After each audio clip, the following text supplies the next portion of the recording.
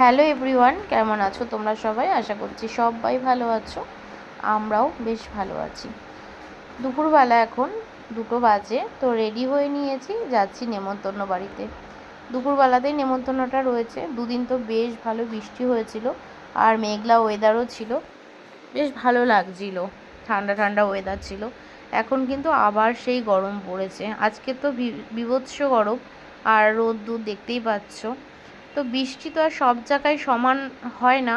তো আমাদের এখানে অক্ষয় তৃতীয়ার দিন সকালবেলা বৃষ্টি হয়েছিল, আর এখন কোনো বৃষ্টির দেখা নেই, আর রোদ্দুরের তাপও প্রচুর। তো এই দুপুরবেলা নেমন্তন্ন খেতে এসেও কিন্তু ভীষণ কষ্ট।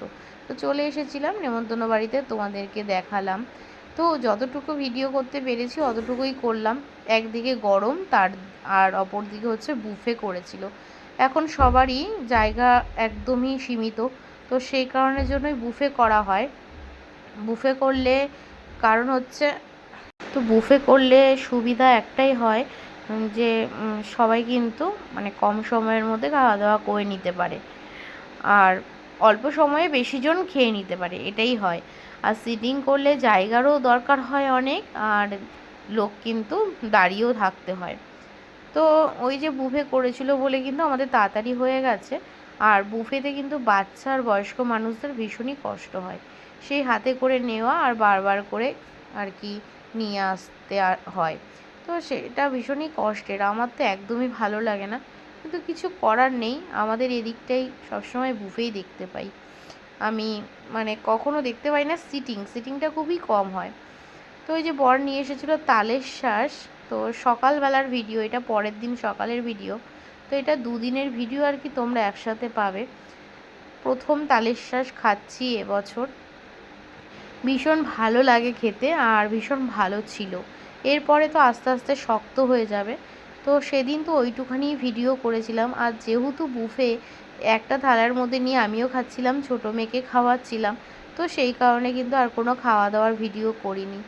ওখানে নেমন্তন্ন বাড়িতে চিকেন ছিল, তারপর নান ছিল, আরও অনেক অনেক খাবার ছিল। তো সেইগুলো আর কি হবে বলে, যেহেতু ভিডিওই তোমাদেরকে করে দেখাতে পারিনি, যাই হোক। তো খুব অল্প ভিডিও হয়েছিল জন্য কিন্তু আবার পরের দিন সকাল থেকে ভিডিও শুরু করেছি।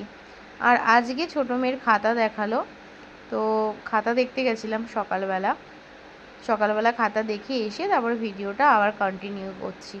খুব ভালো নাম্বার পেয়েছে মেয়ে আমার। ভালো পেলে তো ভালো বলতেই হবে, তাই না? তো এই যে দেখো, বর নিয়ে এসেছে মাটন। তো আজকে মাটনের লাল লাল ঝোল হবে।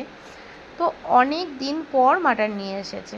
আগের দিনকে তোমাদেরকে ভিডিওতে বলেছিলাম যে আমাদের বাড়িতে মাটন এখন কম হয়, যেহেতু আমি খাবো না, আর বর খাবে, আর আমার ছোট দেওর, এই দুজনই খাবে মাটন।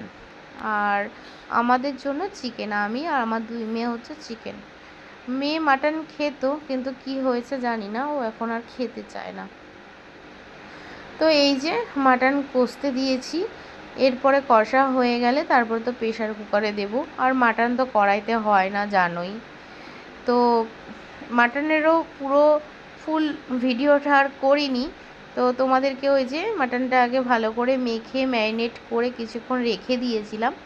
তারপরে কিন্তু কড়াইতে আর কি পেঁয়াজ টমেটো হালকা ভেজে তারপরে কড়াইতে দিয়ে তারপর কষাচ্ছি। তো এই যে দেখতে পাচ্ছ অনেক তেল, তেল তো আমি দিয়েইছি, কিন্তু যা তেল দেখতে পাচ্ছ এরকম কিন্তু মাটন থেকেই আর কি দেখবে তেল বেরোয় অনেক। যতটা তেল তুমি দেবে আবার কিন্তু তেল বেরিয়ে যায়, আর চর্বি যদি থাকে সেটা তো গলে গিয়ে তেল হয়ে যায়। তো এই যে প্রেশার কুকারে দিয়ে দিয়েছি।